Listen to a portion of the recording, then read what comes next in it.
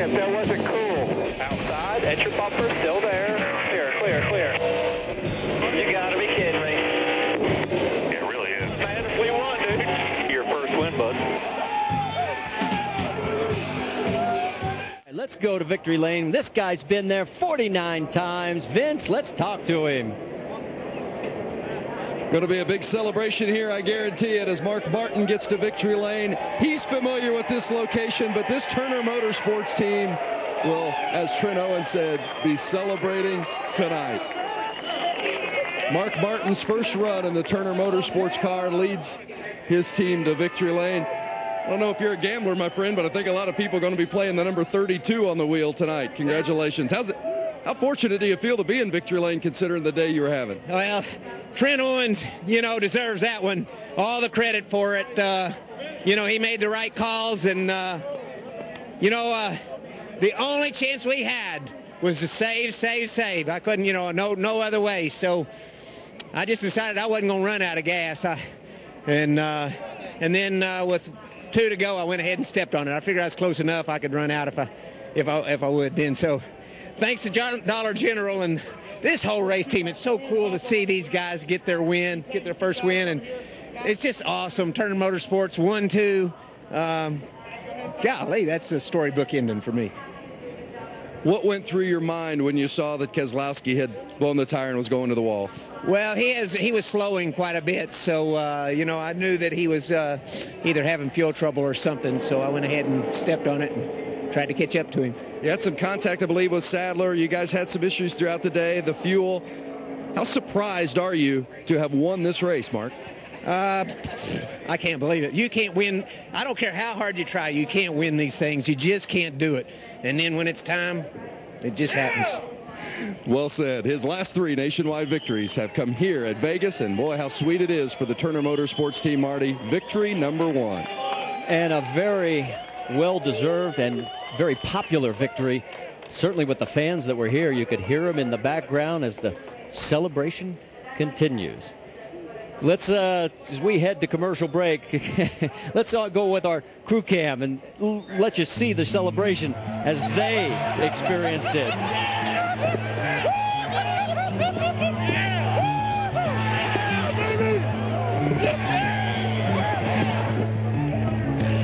Well, came on the air here in Las Vegas Motor Speedway today, throwing all kinds of gambling cliches around. End result was an upset special. Mark Martin led one lap all race. It was the one that counted. Hey, if you're going to lead one, lead the lucky one. That's the last one. That's what Mark Martin did. Great runs today, though, Alan. We saw Justin Allgaier get a good run. Brad Keselowski, who we thought was going to win this race, ended up in 3rd. Danica Patrick, fine finish in 4th place. Trevor Bayne, 5th. Carl Edwards in the lead until he had to make the late stop for fuel, wound up in 6th position. But Mark Martin celebrating in victory lane, holding the trophy after a tremendous win for Mark, adding to his career totals, 49th career victory in the NASCAR Nationwide Series. Some other stories to follow up on as the fans begin to file out post-race. We go to Dr. Jerry Punch. Thank you very much, Alan. Last night, Justin Allgaier took his wife Ashley to celebrate their 5th anniversary to Paris, the Eiffel Tower, for dinner. And today you almost took her to victory lane. So close, Justin. A great effort. Thank you very much. I can't say enough about everybody at Turner Motorsports and the Hendrick power under the hood. These Chevys are running really good.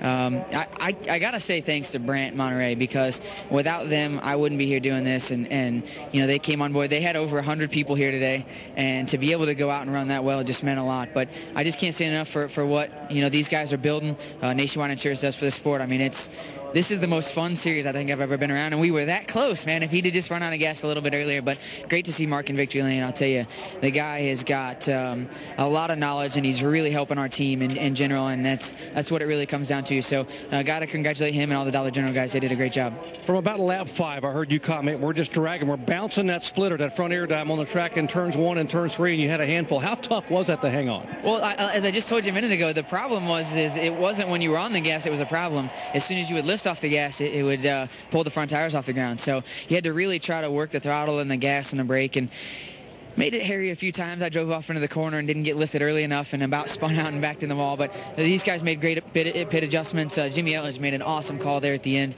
to take fuel. And that was really ultimately what got us to the track position and the win, or the second, I guess, and the win for those guys as well. A great run today. Thank you very much, man. Let's check in where Jamie is caught up with Trevor Bayne. And Carl Edwards, 5th and 6th today. Daytona 500 winner Trevor Bayne. Of course, we're all going to call you that for the rest of the year and a long time to come. But Trevor, you had your work cut out for you today. What was exactly going on with the car, and how difficult was it to hang on for 5th? We were really tight in practice on Friday, so we adjusted it to be freer, and we kind of went too far. And so the whole time I was just chasing it, thinking we were going to crash every lap. And I felt like a baby on the radio talking about it. I'm like, man, I'm going to crash this thing. And somehow there at the end, it just played out to be a fuel mileage race, and we pitted at the right time. You know, we made a lot out of nothing today. You know, we should have finished probably 10th, 12th, and bring home a top 5. It's a great point state for us in our Ford Mustang, so pretty pumped about all that. Very strong day for your teammate here, Carl Edwards. Carl, you guys ended up having to come in and pit on 188. Did you realize how close you guys were on fuel at that point? Yeah, I think we all realized it after the race. You know, seeing Mark win on fuel mileage, it's real frustrating for Mike Beam and I, but Mark deserves it. He's a guy who has had a lot of success out here. And the biggest thing we had going for us today is we have fast race cars, fast Ford Mustangs. Trevor, Ricky, myself, and we're looking for marketing partners for all 3 cars for races this year. So I feel like we have opportunity to go out and win a ton of races, and it's good in a way that we were so fast, but it's so frustrating to let a win slip away like that. And could be a strong day for you guys tomorrow here. Ford's on the front 2 rows. Marty? Well, Jamie, thanks. We'll take it over here in the pit studio, and capturing this shot in the background while you were talking to Carl kind of captured my attention.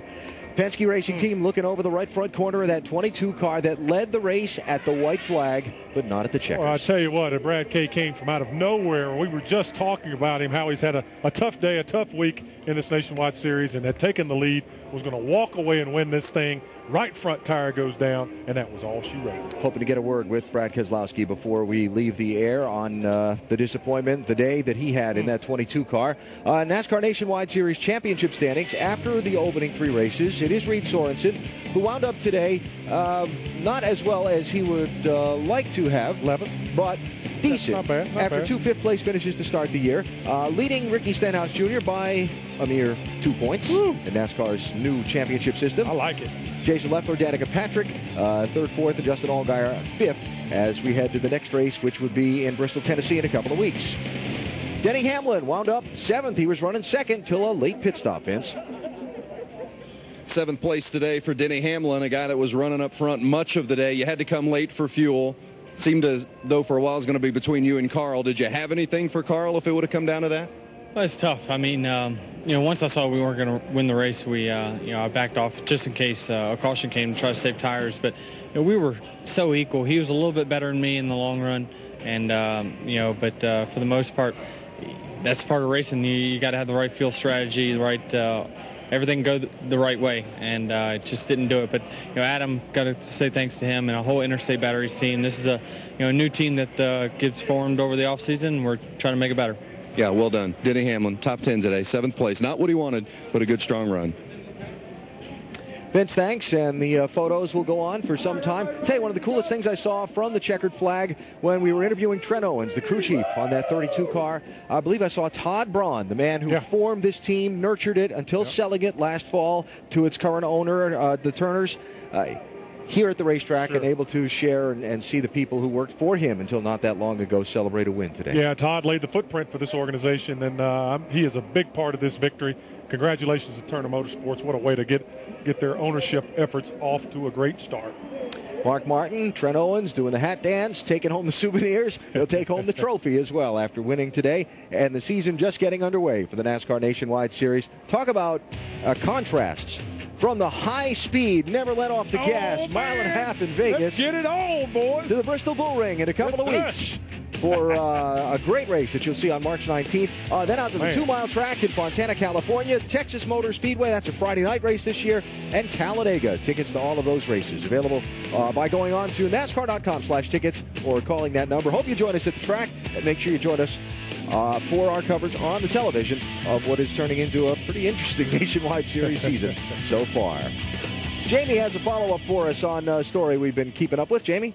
And Todd Gordon is the crew chief on the 22. First year working together with Brad Keselowski. He just told me, we've had a lot of luck this year. It's just all been bad. Take us through what exactly happened before the white flag there. We were about 4 to 5 laps to good in fuel, and he came on with 2 to go. Said, "Do I need to save anything?" I said, "No, you're good."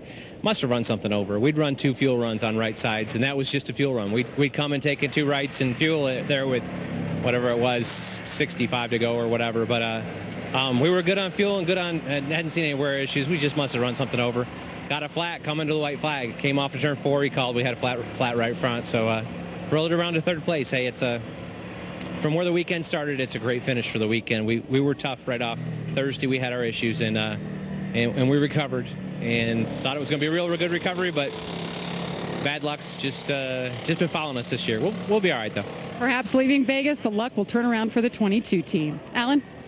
Jamie, thanks. Bad luck catching up with the 22 car coming to the white flag, but they had a couple of other close calls during the day that worked in their favor. Brad Keselowski having to dodge a couple of incidents here at Las Vegas over the course of our 300-mile race. Keselowski, remember, got a pit road speeding penalty early, set him back in traffic, then had to miss this that could have been big. Donnie Neuenberger gets sideways, and he gets just barely into the back end of Reed Sorensen. Then the big moment of the day, Kyle Busch cutting low to make a 3-wide pass. Keselowski moves to the left, then moves to the right. Kyle catches the grass, spins around, hits the inside wall. Kyle Busch led the most laps in the race, but did not wind up winning. He wound up finishing in 30th position. Fuel mileage came into play late. Danica Patrick came back from a lap down a couple of times, and the strategy and a good car worked in her favor. Finally got lucky and got on the lucky dog, got her lap back. She did an outstanding job of saving fuel, raced very smart throughout traffic, and pushed her way up to the front. Said beginning the season this year that the experience coming back to a lot of these tracks for a second time would play in her favor. She's obviously off to a pretty solid start so far this year. Mark Martin got forced up into the wall, scraped up his car, forced a pit stop that he didn't really want to make, which ended up giving him the fuel to make it to the finish without stopping again. And when Brad Keselowski had his problems, Mark Martin led the only lap he led all race long, the one where they waved the checkered flag. Right place, right time. Elliott Sadler earlier got up into him a little bit. I thought his day was done. The old veteran kept digging, and there he is in victory lane. 3rd straight Las Vegas Nationwide Series race. Mark Martin has entered that he's won. The men who called it are 3 in the booth: Marty Reed, Dale Jarrett, and Andy Petrie. Gentlemen. Well, and we're thinking about what happened with Mark Martin and Elliott Sadler. You remember, he was not happy with Elliott when he did get into him and cut him off just a little bit, forcing him up into the wall. But misfortune turned into fortune, because if that doesn't happen, he's in that 126-lap bunch that would have had to stop. Yeah, sometimes you just never know if things work to your favor. You were asking me a while ago if did things like that ever happen to me. I think you don't remember the good fortune that did. You remember the times that it went against you more than anything else. But we've all been in that situation to where we had to make an extra pit stop, and it did work out for us. I did that. I really did it at Martinsville, Virginia one time. We were planning on not pitting anymore. Got a bad set of tires, made bad adjustment, made it all work, and then came back and won the race. So you have to have those things to stay in this business, Andy. You'd go crazy, wouldn't you? Yeah, but you also have to be good. I mean, Mark Martin was a bulldog all day long. You had to keep that car in contention, and he was doing that. And then this break came, just kind of fell in their lap. They did make a change on that pit stop. They put a spring rubber in the left rear, made his car a lot better. So, you got to give a lot of credit to Mark Martin. Even though it was a fuel mileage win, he kept the car in contention, kept it in one piece. When a couple times it could have actually gotten wadded up. So I think you really have to give Mark a lot of credit. Let's also give some credit to 6 nationwide drivers. 6 out of the top 10 are nationwide only, championship eligible drivers, and that's what this series has been looking for. And these guys knocked on the door a little bit harder today. And girls. Yeah, I think Danica Patrick drove an incredible race, in my opinion. I watched her. She just about like Mark Martin. She stayed in that thing and drove it hard all day. And her break finally came. She got that lap back. And then, she's able to make it on fuel. Yeah, she did that, and he did a great job. And Kenny Wallace with another top 10 2 weeks in a row. Fantastic job by him.